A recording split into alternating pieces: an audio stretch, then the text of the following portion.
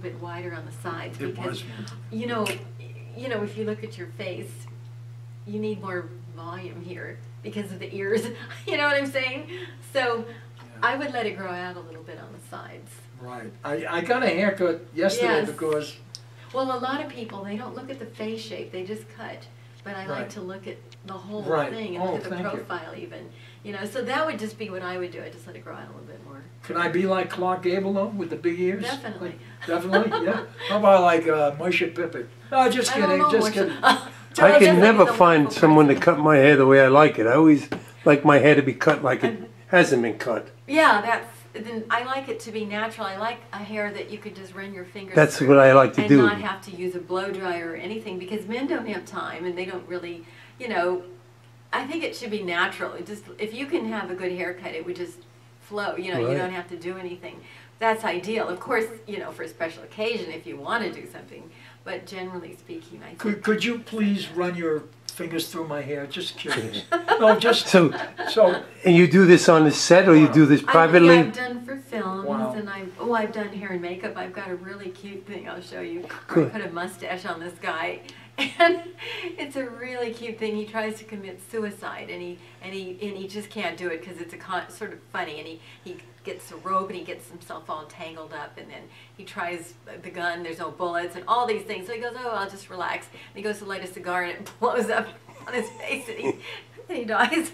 But I mean, it's a comedy, so it's kind of a funny thing. So I just did that last week, and then I'm doing a Marilyn makeup for some Halloween. I'm doing a corpse bride makeup. I like to do like all these different characters. Oh, I did myself. I'll have to show you that. I made myself look like Mae West. Because people don't think, right? Right. Because when you were talking about your Marilyn play. Right.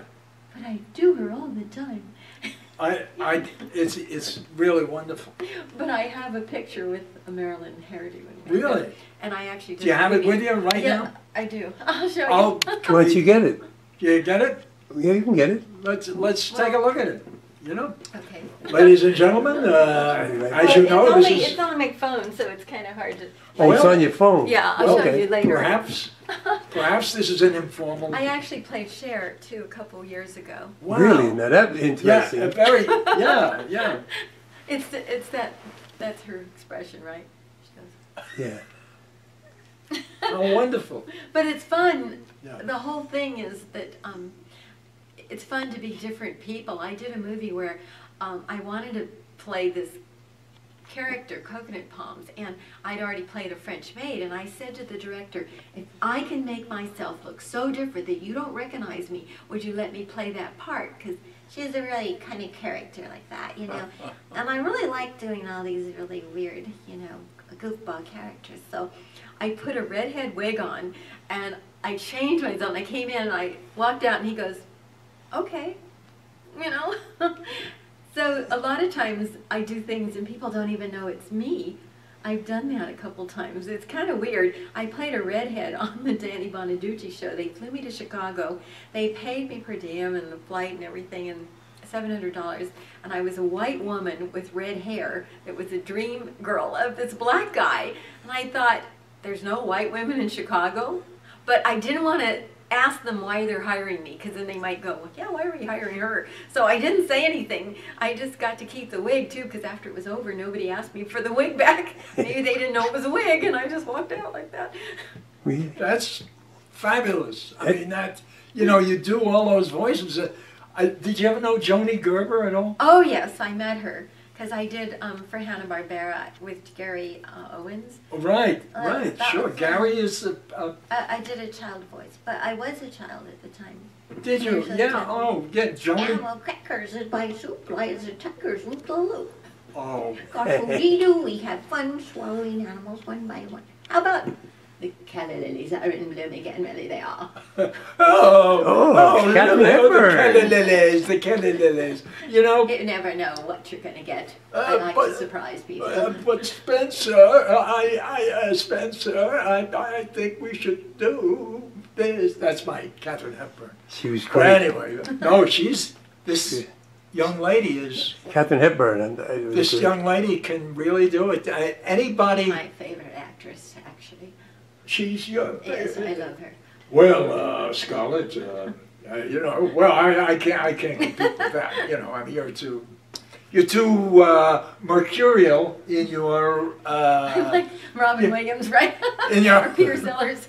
Actually, Peter yeah, Sellers. no, no, that's really terrific stuff. I'm embarrassed because I did, you know, my little Louis Armstrong and my little. I thought it was fine. Oh, mon petit enchanté, You'll do the oh, French I do Maurice Pepe la. Chevalier? Oh, but of course, thank heaven for little girls. Because when they grow up, your lips say no, no, but there's wee wee in your eyes. Oh, papa. Naturellement. No, speak French? no. Oh, but of course. I am the Frenchman, Pepe la Chmou. La pu. La Pew, yes, Pepe la Pew. Enchanté, mademoiselle. No, oh, no, I'm going back into my, io sono siciliano, mannaggia Giuliano, hey! No, you're Hey. doing your. Oh, hey. You talking to me? Oh, what am I? Get out of here, Bobby. Get out of here. Get out of here. I got him going. You see that? Actually, you know, Get in there. I knew Al Pacino's father, Sal. Oh, he married my girlfriend, Kathy Pacino. Right. Do you know nice, Kathy? Nice Yeah, Jewish she's girl? a good friend of mine. Was that the nice Jewish girl? Well, Wow, why am I bringing religion? What is this? What Speaking of Al Pacino, him, Danny Aiello, and I all come from the same neighborhood in the South Bronx. Really? Yeah. Did- Danny is and that- Aiello did a movie they called Ruby. I'm the guy behind the know, like Hill Kennedy. But I was so nice. I didn't know I lived in a bad neighborhood until I saw the movie Fort Apache the Bronx. You know, that was with Paul Newman. Yeah. But we came, Al and all of them, we come from the South Bronx. Wait, is that near Yankee Stadium? No, it's a little further. It was the 41st precinct. It's not too far from there. You know the police station. Well, it I was love it. world famous. Was that the Bronx Yeah, right. thing? They made the movie about it. Yeah. Fort Apache Right. was right. called. That's where Father Gigante was the priest, and Chin is, Vincent Gigante was head of Yeah. the Genovese crime family. Right. And wouldn't it be like when they were talking, they would, in other words, they would like, if you're talking about the boss of bosses, the capo, the tutor, right? Yeah. You would go, Yeah, you could other never words- say his name. yeah, you'd never say his name. His name You have was to like the hold- Holy Grail. They call him Chin. You the chin. oh, you do that. Yeah, the chin. Yeah, Because he you got- had a chin like you and Yeah. thing. He was a boxer. Yeah, and like, And he and got like, knocked out. and you like talk. You see, you could be the chin down there, but I'm talking to you over here. I thought you were talking about an Asian guy, the chin. Well, we used to go. Oh, that's right. I knew a guy named Chin. We lived in a village then. That's what Vincent and we used to go to Chinatown every morning for breakfast. But you were getting back to you Yeah. were talking about she's your friend. Oh, yeah, she married Sal, and, Yeah. he passed away. Right. So I still see her. And, Well, Sal, I had asked years ago when I was doing my show actively, I asked Sal to do my show. And your girlfriend was with him, I think, and she really was, she thought it would be a good idea because I was just going to talk about Sal. Sal was the kind of guy, he had such great principle. I mean, I feel it, that he had principle because he really didn't want to capitalize on Al's name at all. Did not want to do the show. Mm-hmm. I mean, we got along well, and in other words, he could have done whatever he wanted on my show, but he just didn't want to capitalize on Al's name. He was that kind of a guy, very dear man, and I respected him greatly, and he's probably where the angels are flying now. So. That's my Sal Pacino story. yeah. Because Sal looked just like Al. Well, Al looked just like Sal. Yeah. Al. I mean, the sharp, penetrating dark You could eyes. totally play Italian. Oh, io sono siciliano. I said, Well, most Jews, and I never get cast as an Italian. oh, you could play a Swedish Swedish or German, or German, an Irishman, that's that. or German. Well, my family came from the northern part of Italy, Genoa, where they have blonde You were hair. blonde, right? Yeah, just a lot of the But all my brothers are relatives come blonde. from Palermo. Palermo. Oh. I've I insisted. did a play by Tony Palmer called Jeannie Moore Music. Did you know Tony Palmer? Very bad with names. He was a member of the Actors Studio, Tony. And Jeannie Moore Music had Vic Tayback in it. I had the leading role, and Vic played King or somebody. He was a gangster, and he was so wonderful. This was before Vic made it in the big time. And we did it at the Coronet Theater, Jeannie Moore Music. And actually, Daily Variety said that I destroyed the character. That it was the worst in a good way thing. Or bad? No, in a bad way. In a bad way. It was terrible. I was terrible. But I did a great reading. You know, that's how I got the part. I did a great reading. And then I didn't really do the reality. Why do you think that was? Because I was not organically in tune. I was organically in tune reading the character when I auditioned. Because I said, you know, mother, call a priest, I'm dying. Mother, call a priest, I'm dying. And that's what my sister Rosie said. You know, that was in the reading. But on stage, I don't know. I feel it. I didn't know how to feel it. Because I did Could not that be from training that you couldn't? Yes. Because a lot of people don't understand the technique. We were talking earlier off camera. If you don't have the technique, I mean, I was called, this woman in Greenwich Village, Renata Manhart, in 1967. She called me the greatest natural talent that she's ever come across. But she also told me, without training, you'll go nowhere. Absolutely. Technique. You have to have that training to repeat. To repeat. To be able to repeat. And how do you feel about that? When you do plays? I noticed that there's so many items that you have to realize when you're doing an acting part. I had a very heavy scene where I was crying, and I ran through this door, and then when I did it, I didn't realize that one door was open, it was a double door, and one was closed. So every time I ran through it, everything had to match. Not only did I have to worry about the emotions, but I had to technically remember to keep that door open on one side and the other one closed. And I thought, oh my God, this is so amazing that you don't even think of that when you're just trying to learn how to do a scene, that you have to notice these things, hit your marks, look at, you know, a certain ways, face somebody. It's all part of it. And then you were talking about the scene where somebody wasn't there for the Brando movie. I was talking about what Brando did. Yeah. Oh, you were talking about it. Right, yeah. Well, the same thing happened to me. I was doing a scene with David Carradine, and he was eating an apple, and I had a crying scene, and he was eating an apple while I'm trying to emote and cry and worry about somebody dying, and he's eating an apple. But I had to really focus and just, you know, push it out of your mind and just be there. Yeah.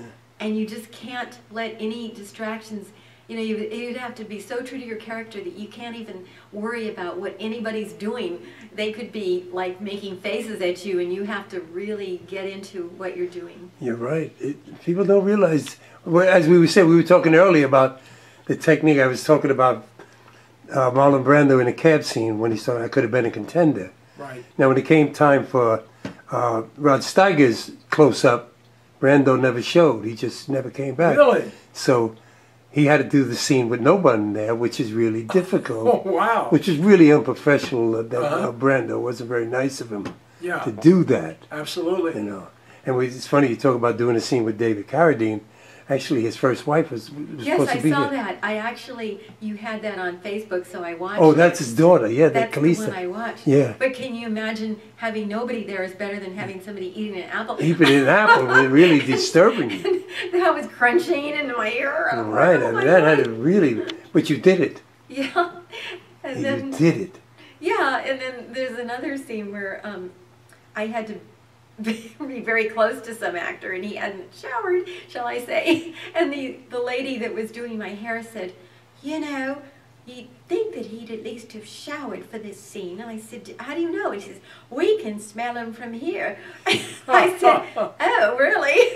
And so I just have to just like do it. And then one time I had to kiss this guy in the face. He was so nervous. He just started sweating. His whole face was dripping. And I had to kiss his face, and all that stuff was on all over his face, and I was like, okay, we're gonna just do this scene. And then one time I had this other scene with Bobby Lee from Mad TV, and they had this breakaway top, and he pulled it. It was supposed to just break away. Well, they didn't cut it all the way, and it didn't break away, and I got welts, and I was bleeding, and I just kept going because I don't want to do this one again, right? Just want to do it. And then one time I was in a thing where they threw me into this breakaway table, and I got a splinter, and it went, blood was coming out my leg, and I'm just like, it's a comedy, and I'm supposed to, you know, lay there, and I'm just like, you know, you just have to keep going because you're not going to want to have to do that over at all. So there's so many times when people think it's so easy to be an actress, but there's all these other things that you're contending All the with. other distractions, yes, and you're right. What about the good moments that you had on stage or in film? Oh, well, it's great when you say it, you keep it fresh. Like you see a bit of business that it works and the audience laughs. So then you start incorporating different things into your performance. Like I noticed that people don't laugh at brunettes as much as they do blondes. So I had this character. She was a stripper. And so when I first did it like a gun moll, you know, like kind of an accent, you know, kind of like a New York thing. And then they kind of laughed, you know, a little bit. And then I thought, well, I'll try a lighter hair. So I had like a brownish reddish hair. They laughed more. So then when I put the blonde wig on, it went over because people think blondes are dumb. And so my friend who was doing it with me, because after you do the play for a while, you do get kind of bored and you want to do something different. So he goes, I'm going to do a Mexican accent. I went, okay, you're going to do a Mexican accent, so I'm not going to do my gunmo accent. So then I thought, well, I'm going to do a Texas accent. So then I was like, hi, my name's Darla King, world-renowned stripper. First time I stripped, I was 3 years old, and I just did this heavy accent in it, and it just made the character like different with the blonde wig, and people really liked it so much more because it was just adding shades to it, and then we came up with bits of business, and it just was more fun to keep adding stuff and making it even better. To making it fresh. Which you can do in a play, whereas, you know, when you do a one-shot movie or a TV show, you don't have the time, but when you're doing a play, every night it's like different, and you get a different audience, and you can really see what works and try and make it fun. Right, no, exactly. And doing a play, if you have the craft down, then you can, I mean, you have great freedom. A friend of mine, Malcolm Marmerstein, at one particular time was the stage manager for Streetcar Named Desire. And he told me that Brando never went on stage in the same place. And that one day, Malcolm was reading a Pirandello play, what was it, 9 actors or 6 actors in search of an author or something like that. And Brando comes off stage and sees what Malcolm is reading. He says, hey, can I read that? And so Brando's reading the play that Malcolm had, and then when it's his cue, he drops the book back to Malcolm and makes his entrance back on stage in a different position that he was in. So, but also, just as a matter of trivia, I should say, it seemed that when Brando was doing the play with, what was it, Jessica Tandy? Jessica Tandy, yeah. Jessica Tandy. On Broadway. It was Brando's play. It was Brando's play. Brando left the play, Anthony Quinn took over, it was Jessica Tandy's play. Brando was that guy, totally. And Tony could never muster up to what Marlon, as great an actor as Tony was, Marlon was it. And Jessica was a great actress. Signature performance. Yes, yes. That, I mean, that's, I'm getting this from what I got from my friend Malcolm Marmerstein, who is an active writer, producer. He used to write that haunted soap opera in New York they used to do years ago. Dark Shadows? Yeah, yeah. What was it called? Dark Shadows. Dark That Shadows, was yeah. a movie recently. Yeah, they came, well, yeah, it was a takeoff, they made a movie. Yeah. Yeah, Malcolm used to write that, and as I say, he was a stage manager for Streetcar, which I think it had to be the most exciting job in the world. Like then, when then theater, but I mean, that we all have our techniques of, like you said, Brando would not come in the same spot. That's keeping it fresh. You can't go the same way all the time. You have to make it fresh. And you were talking about how you did it with your voice. You know, I do the same thing. I don't, you know, I don't like to do the same thing. You'll never know what I'm going to do. Right, that's... I did a play by Mike Gazzo out here called Oh, God. it was never done. No, well, this was the October night of Tommy Zero. And then it was originally called The Morning of Tommy Zero. And Tony Sirica, who played Paulie Walnuts on The Soprano, Okay. he did it originally, and I did it out here originally. It's never been done since. But in that play, I never knew Bruce Kirby Oh, yeah. was in it. And we loved the idea that the actors never knew what I was going to do on stage. Never knew, because I kept it fresh. Right. And I would have a few drinks because it took place in a bar. Really? It took place in a bar. Uh-huh. And so, I did have a few drinks. I was a method actor. Yeah. And then I didn't. For a couple of weeks I didn't do, just without the booze. Yeah. But I never knew what I was going to do. And it's when you were saying, it's so much that I don't, as an actor, once I do it, I don't see anything around me. And I just do it. I was talking to somebody the other You're in the moment. In the moment. When I played ball, I remember football, the biggest games and this and that. I never saw the sidelines. I was doing a movie with Danny Aiello, and I would just walk right out of the camera because I'm into it. Right, right. Right. I get into it. I forget that there's a movie. That's so great. See, but I wasn't able to do that. I did my first lead on M Squad. When I was Mark Douglas playing opposite Lee Marvin. Lee Marvin. And the director, Sidney Landfield, golly, he directed all the big movies at Paramount, and he was my director. He chose me because I gave a great reading, and I had done an M Squad prior to that with our friend, good friend, what's his name, who looked like Brando? Golly, oh gee whiz, man, Don't think about it, it'll come to you. Yeah, well, I know, yeah, Bud or something. Anyway, so the wind-up is that I'm doing, I get on the set, and the director says, okay, you're getting out of the car. And by the way, the show is supposed to take place in Chicago, but it was really done at what is now CBS Studio Center on Radford. So you got to get out of the car, and you're carrying a package, and you go upstairs, and then you look around, and you think the cops might be around, so you throw the package into a garbage pail down below on the side, and you run and get back in the car and drive off. Well, this was my first lead. Everything was on me.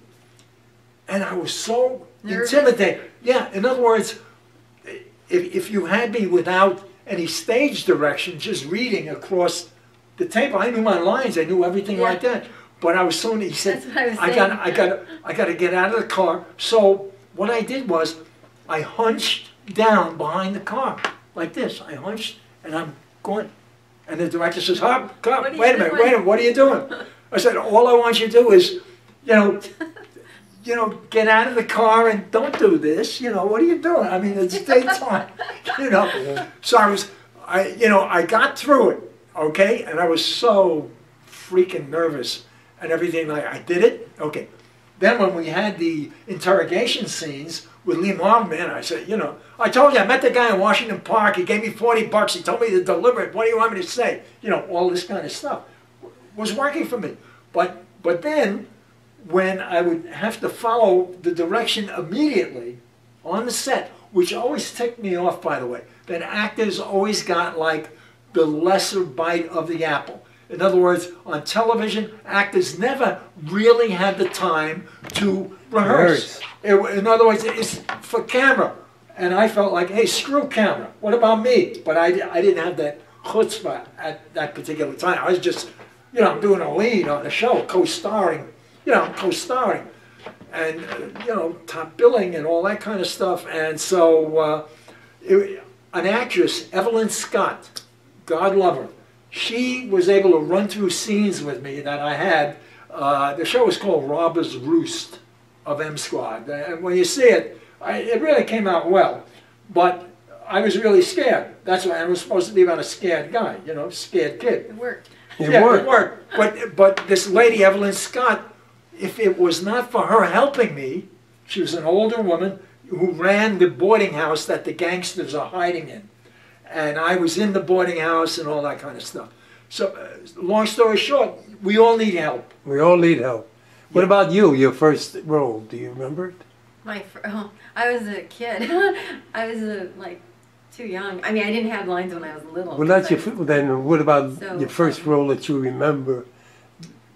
Well, you really had I to just be. remember that when when you're a child actress, there's so many parents that are, stage mothers, and they're all like upset when I got this part. They were crying, and I'm just, doing my thing, but it just was so dramatic because my mother was saying, they went in the bathroom and this mother was crying because I got the part and everything, and I didn't realize that, that all that was going behind you, because you just want to do your part. You don't have to think about that. It's amazing. That's something we could probably do a whole show on that.